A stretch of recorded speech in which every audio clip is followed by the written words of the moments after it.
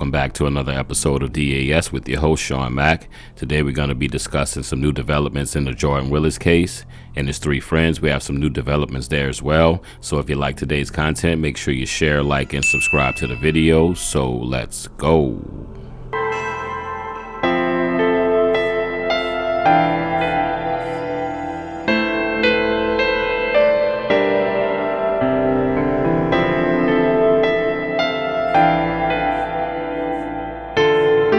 All right, for those who are not in the know, let me give a quick backstory on this incident, and then I'll get to the development breaking news. On January 9th, a guy named Jordan Willis invited over 4 of his friends to watch the last game of the Kansas City Chiefs regular season. 2 days later, the 3 guys' families were looking out for him. One of the friends left. 3 were found deceased after one of their wives or slash fiancés came over to do a welfare check.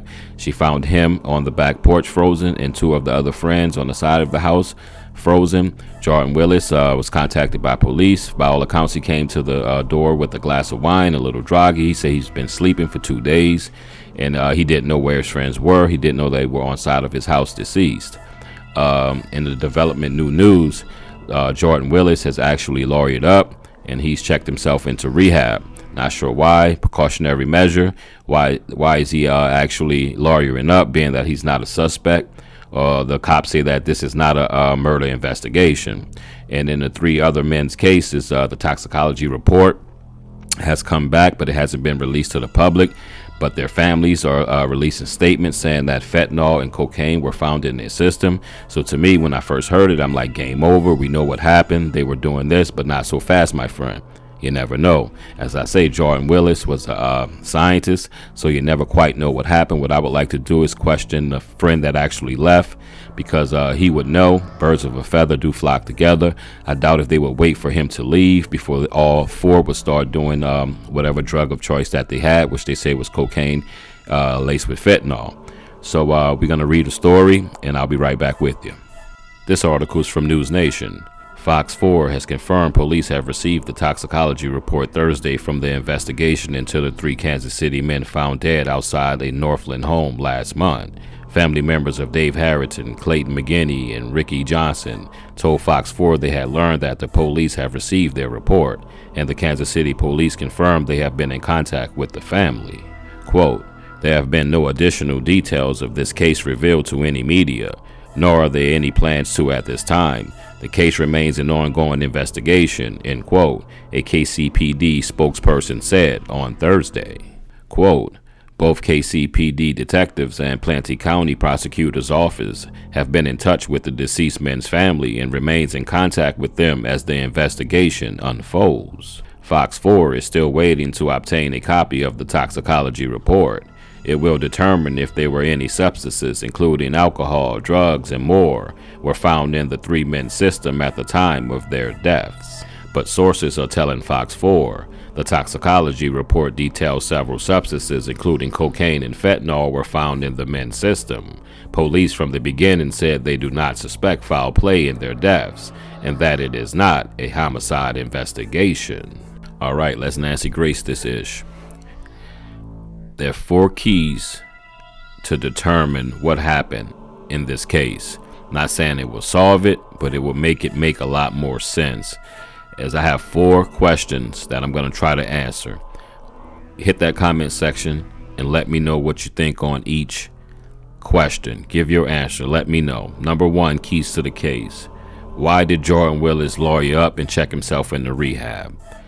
To me, he knows about the toxicology report and what they were doing. He know if they were doing some type of drugs that night, so he know it's going to come back that they were. So it seems like he's hedging his bet, and he's saying, well, I have a problem, X, Y, and Z. Even if he didn't put anything into the 3 friends' drinks or something like that, maybe they all were just doing drugs, right? So he wanna try to lawyer up, knowing that they might come after him for where did he get it from? Did he have it? Did he supply it to them?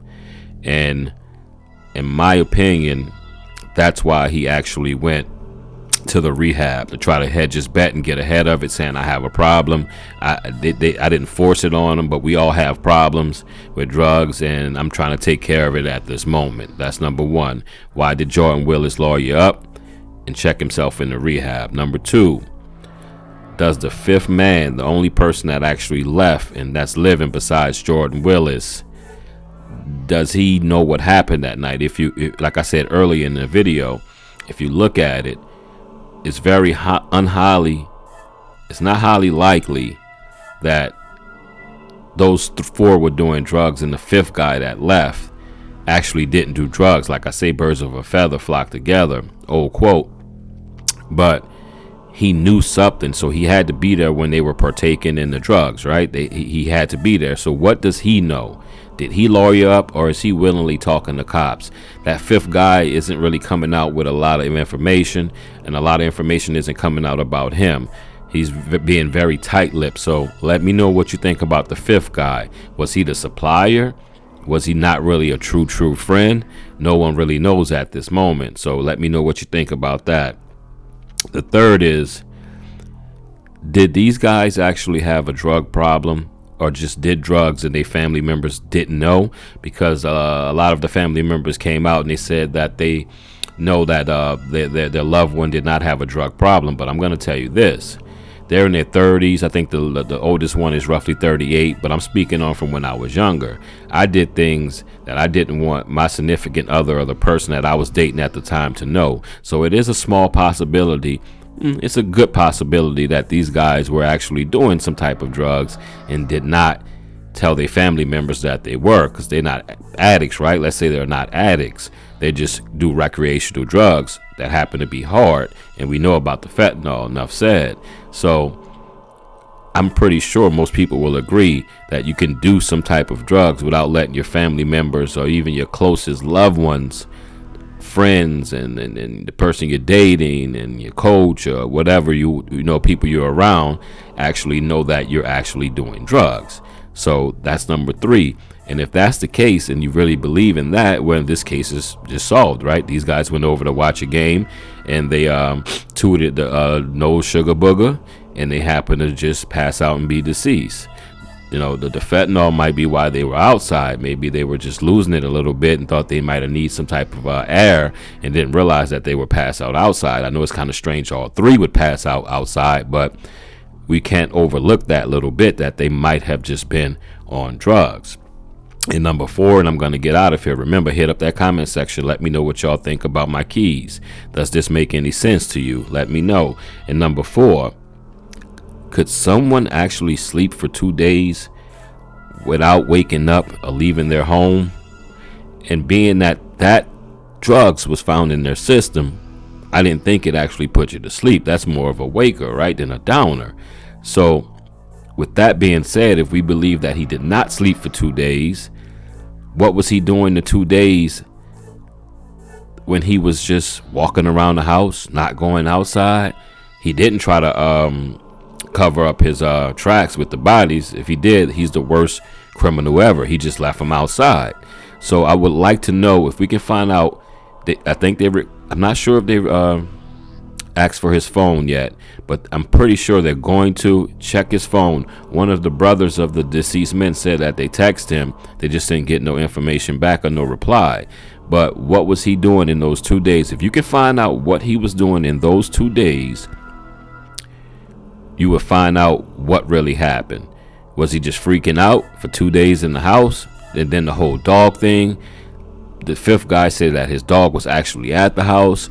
He's saying that he left his dogs with his father, which can also be BS. Now you're dragging your father into it, and he has to tell the truth. If you don't, that's perjury, right? And then your father going to jail behind you. So it's a tricky subject. It's a very tricky subject. But if you find out what he was doing in those 2 days in between the game and then the guy's wife or fiance coming over and finding them deceased on the porch and in the backyard, you will find out a lot about what happened to those guys. So that's all I have for you. It's an unfortunate situation, but it seems like it's a murder mystery, like it's a true crime story. We need to get down to the bottom of it. I feel more emotionally invested in it than other cases that are out there. Maybe because it's sports related and you got Kansas City into it. But that's all I got for you today. Make sure if you like today's content that you subscribe, share, and hit up that comment section and let me know what's going on. It's been your boy, Sean Mack, Def After Sports, and this is Sports Fans Only.